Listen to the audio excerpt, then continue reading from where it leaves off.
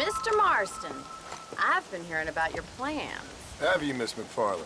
Yes, from Lee Johnson, to settle here and build a life for yourself. I'm afraid those aren't my plans. See, I already have a life. Well, I had one, and I'm trying to reclaim it. Or maybe what you could say is I had two, and I'm trying to end one of them so the other can survive. You do so love to talk in riddles, Mr. Marston.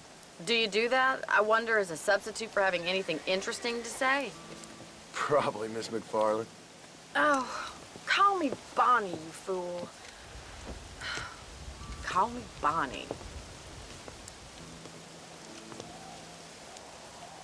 Miss McFarland, I'm married. I have a son. I had a daughter, but she died. Years before that, I rode in a gang. We robbed banks, trains, held people ransom. We killed people we didn't like. Bill Williamson was in that gang. Now, if I don't capture my former brother in arms, great harm will befall my family. Now, I don't suppose any of this is very interesting to you, but I hope it explains why I wasn't so eager to talk about it. No, I do understand. I had no idea. You poor man. Even in this new country, memories don't really fade. My father was an illiterate Scot born on the boat into New York. He never saw his homeland, but to hear him talk about it, you'd imagine he only ever ate haggis and wore a kilt. And he hated the English for what they had done to his great-grandparents that he'd never met. People don't forget. Nothing gets forgiven. That's true. Especially when it comes to money. And you know, even now, after all his labors, my father's debts are still terrible. I worry every day about us losing the ranch. It would kill him. My father died when I was 8 years old. His eyes were, well, let's just say he was blinded in a bar fight south of Chicago.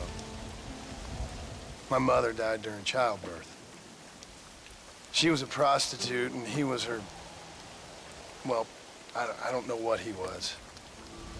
So I was sent off to an orphanage and ran away and fell in with a gang. My word. What a difficult life you've lived. The leader of the gang taught me how to read, taught me how to see all that was good in the world.